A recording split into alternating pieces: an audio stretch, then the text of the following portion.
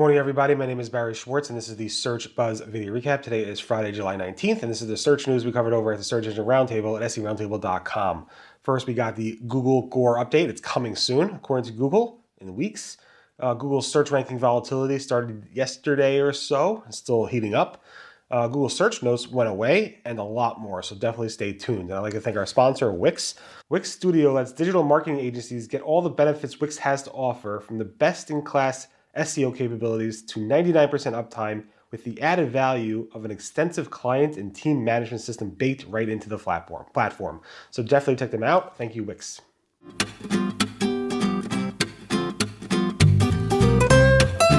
Okay, so Danny Sullivan came into the Search Engine Roundtable comments and interacted with a bunch of the commenters there, which is a little bit dangerous, but he did it. I didn't ask him to. He did it on his own, nothing to do with that. And he basically said that the core update is coming in the coming weeks. Now, coming weeks could mean a lot of things, but he said in the coming weeks. He said, I would expect we'll see one in the coming weeks because that fits our general cycle, meaning that's when Google generally releases it every few months or so. But precisely when, that's not known yet. And he goes into how Google evaluates and tests these algorithm updates. And because of that, it probably will be in the coming weeks.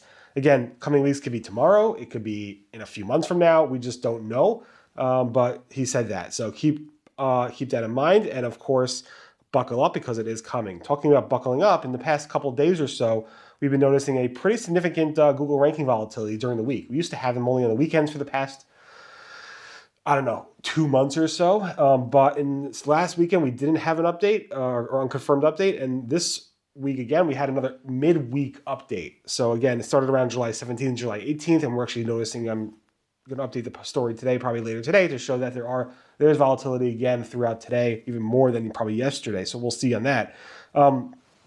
So a lot of chatter, like I discussed, a lot of people noticing big ranking changes. Not really seeing people saying helpful content update. Those who were hit by the helpful content update saw any changes yet, so we'll see there. But the tools are all pretty much spiking. And it does seem like there was some type of unconfirmed Google update that happened on July 18th or so, around that date. Keep in mind, again, it seems to still be getting heated up, and Google did not confirm this, so maybe Google's just testing something. It's hard to know. Google's Danny Sullivan, the search liaison, met with Brandon from Retro Dodo, and Brandon wrote a whole thing called A Brief Meeting with Google After the Apocalypse. So the apocalypse is referring to the September 2023 helpful content update, where Retro Dodo, HealthFresh, and a lot of big sites and small sites, niche sites, were actually hit hard by this helpful content update. That being said, he wrote a story about that, and nothing really out there that you can read. It's fun to read, but nothing really, you won't gain anything from that. But basically, Danny Sullivan commented later saying, he didn't know he'd write about it, but it's fine that he wrote about it. That being said, he met with 2 creators or site owners and so forth in the past few months. And he plans to meet with one more going forward, and maybe more. So just keep that in mind that Google is continuing to meet with site creators who were actually hit by this update.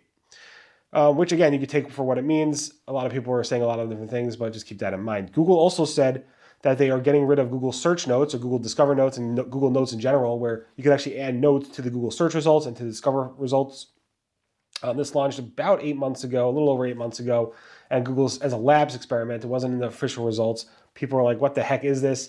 I think nobody really used it. Google's getting rid of it. Basically, Google sent a statement saying Search Labs is our test bed for bold experimentation, et cetera, et cetera. And basically, they're getting rid of it. If you want to keep your notes, you can use Google Takeout before the end of August to get rid of it. Google Search Notes and Notes in Search are going away by the end of this month, so keep that in mind as well. Google seems to be expanding its test of AI overviews in the UK, plus some people with Workspace accounts are seeing that. Now, Google said this is only launched in the US, although Google did say before AI Overviews launched that they're launching SGE, now known as AI Overviews, in the UK for a test bed of users. And that hasn't changed. I asked Google, they said, yeah, we're still testing AI overviews in the UK. It looks like Google expanded that test because a lot of people are seeing it. But what is really unusual is that people who have Workspace accounts and are logged into their Workspace accounts are seeing it as well. James Powerley from Blue Array and a bunch of others who actually sent me screenshots showed that they're getting AI overviews, and you can see that they're logged into their Workspace account. So it's super interesting to see. And I asked Google specifically about Workspace, and they just comment that it's being tested in the UK. They didn't really comment about the Workspace thing, which again, Google's documentation says that AI overviews will not work on Workspace accounts. Well, we'll see what's going on with that. Google's AI overviews are barely showing Reddit and Quora in the citations anymore. According to BrightEdge, a new report came out basically showing that Reddit was showing for about 4% of AI overviews, and now they're only showing for like less than 1%, maybe 0.5%. And Quora, which was showing about 3% of Reddit AI overviews, are showing almost for like 0%. Also, they said that the AI overviews in general went from 11% to 7%, but some people are seeing it for more than that. So again, this is just data, but again, it seems like Reddit and Quora took a big hit in terms of showing up in the Reddit and the AI overviews. Juan Gonzalez Villa discovered that another thing in the Google Search API leak, where Google has this AGC classification, where it's going to assign, and they mentioned also a Raptor factor. Raptor basically is like a form of machine learning, old-fashioned machine learning and AI solution that generates content. And Google has this classifier that basically says, is the site using machine learning AI to generate content? I think this is probably related to the old policy around machine learning and using that for generating content. I don't think it's a new classifier, but it is interesting that Google has some sort of classifier to say this is machine generated or AI generated content. Nice find there. Glenn Gabe posted a few weeks ago that one of these publicly traded companies on a foreign exchange company called Catena Media, which is basically an affiliate gambling website, said they reduced their revenues forecast for the upcoming forecast because of the Google site reputation use policy, basically saying that Google has a policy that's going to go ahead and demote our website from ranking well for our types of queries that generate a lot of money. So they actually went ahead and changed their forecast. But looking at their stock price, it really hasn't changed since then, which is super interesting. But they basically said the site reputation abuse policy is actually going to have a major impact on our revenue.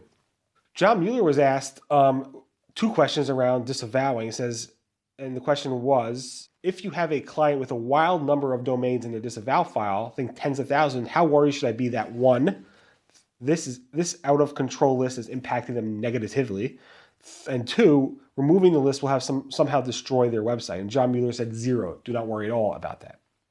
Talking about links, Google announced last night that the Google URL shortener, the goo.gl URL shortener, which Google stopped letting people make new URL redirects with back in March 2019, but they continued to serve those URLs. Google said, we're going to stop serving those URLs by showing an interstitial starting next month in August. And then in a year from then, we're going to start not serving them at all and just showing a 404.